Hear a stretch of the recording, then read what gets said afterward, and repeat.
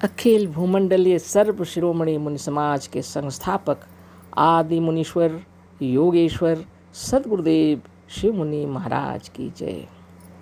उपस्थित साधु सज्जन वृंद, संत वृंद, साधक वृंद, आध्यात्म ज्ञान के जिज्ञासुओं और प्रेमियों, आप सबको मेरा कोटिशः नमन, सप्रेम जय जीव।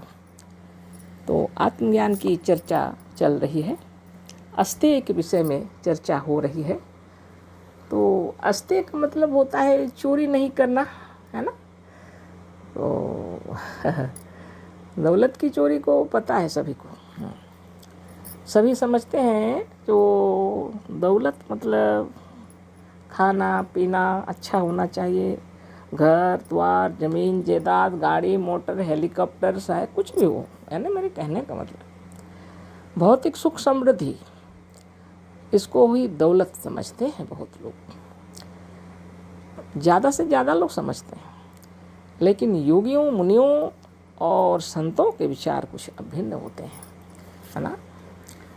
जिस दौलत के लिए दुनिया युद्ध कर रही है और ऋषि मुनि योगीजन ऐसी दौलत को तिरस्कृत कर देते हैं, है ना। बड़ी विचित्र बात है। ऋषियों मुनियों योगियों के लिए दौलत की महिमा कुछ अलग है, भिन्न प्रकार की होती है और सबकी अलग है, अलग अलग है।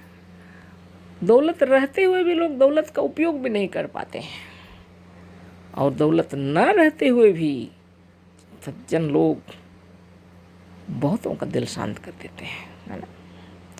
तो पहली बात तो ये है कि चोरी तो दौलत की करते हैं ऐसी बात नहीं है। तो हमारे सद्गुरु जो बता रहे हैं, जो अपने स्वरूप से हट गए होते हैं, जो अपने स्वरूप को नहीं जानते हैं, सारे कुकर्म वहीं से आरंभ हो जाते हैं और जैसे जैसे वो स्वरूपस्थ होते चले जाएंगे वैसे वैसे सारे अवगुण भी दूर हो जाएंगे।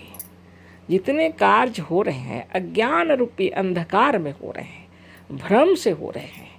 ज्ञानी ऐसे कार्य नहीं करते, है ना। ज्ञान को समझना पड़ेगा और हमारे सद्गुरु बता रहे हैं, कल हम लोग जो चर्चा कर रहे थे उस पर थोड़ा थोड़ा कर देते हैं अभी भी, है ना। तो भूला हुआ शेर, है ना। तो शेर क्या है, ये आत्मदेव अगर भूले हुए हैं, ये जो सच्चिदानंद है अगर खुद को भूले हुए हैं तो क्या करते हैं, भक्त सेवक बनते हैं, भगवान को बाहर में समझते हैं, बाहर में उसकी पूजा अर्चना करने लगते हैं और सब अपना सर्वस्व लुटा देते हैं, लेकिन फिर भी वह नहीं मिलते। और जो दौलत के पीछे भागते हैं वो दौलत को लेने के लिए अनेक प्रकार के धोखाधड़ी छल प्रपंच कपट में उतर आते हैं, लेकिन फिर भी उन्हें भी वह दौलत भी मिलता कहाँ, है ना।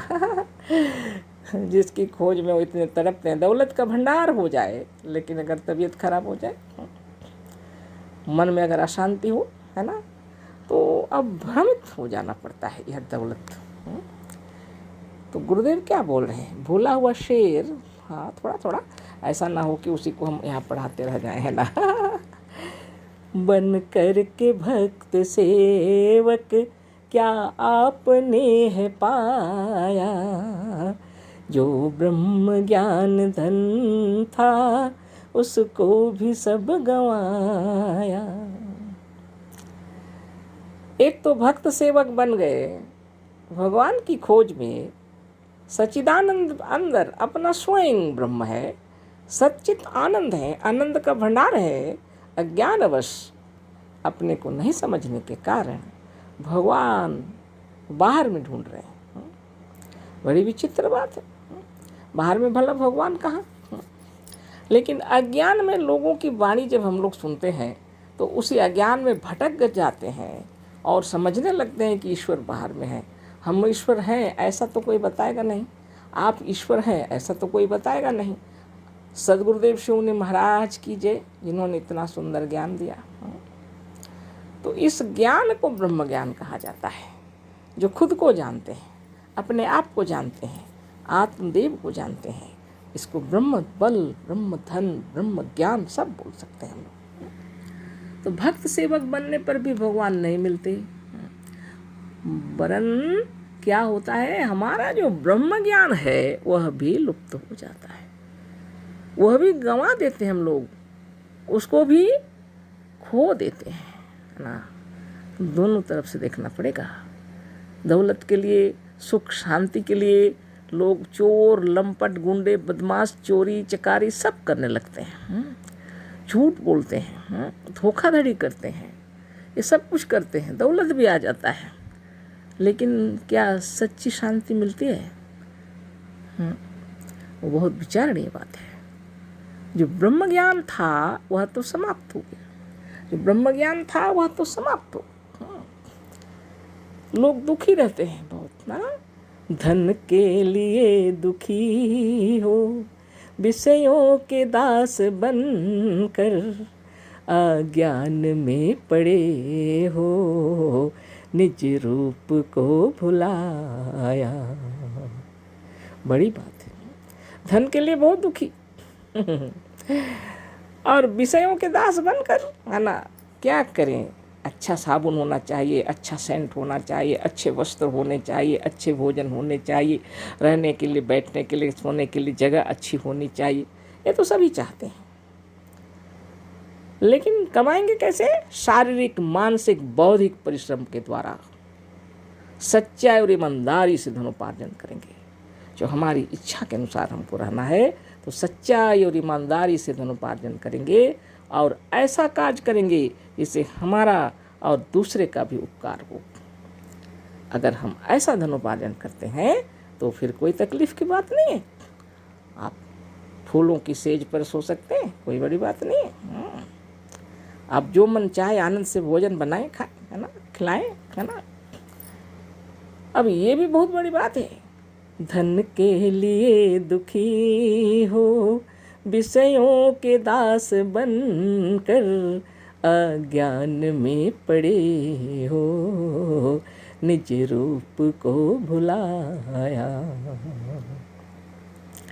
अपने को तो भूल गए, दौलत के पीछे दौड़ रहे हैं। चोरी, झूठखोरी, घूस, क्या क्या हम अगर करने लग जाएं, है ना, कहीं शराब की दुकान खोल दिए, क्या क्या कर बैठे, तो फिर क्या कहें, यह दौलत, क्या हमें शांति मिलती है? कर्म प्रधान विश्व करी राखा, जो जस करे सो तस फल चाखा। सारा विश्व ही कर्म प्रधान है, कर्म ही सर्वश्रेष्ठ है, उसके पीछे आते हैं दौलत। अगर कर्म अच्छा है तो सब कुछ ठीक है ना। कर्म प्रधान विश्व करी राखा, जो जस करे सो तस फल चाखा। जो जैसा कर्म करता है वैसा ही फल पाता है।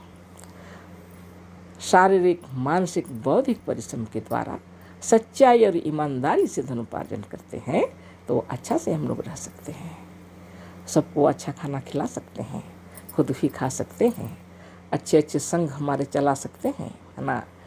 बहुत बड़ी बात है।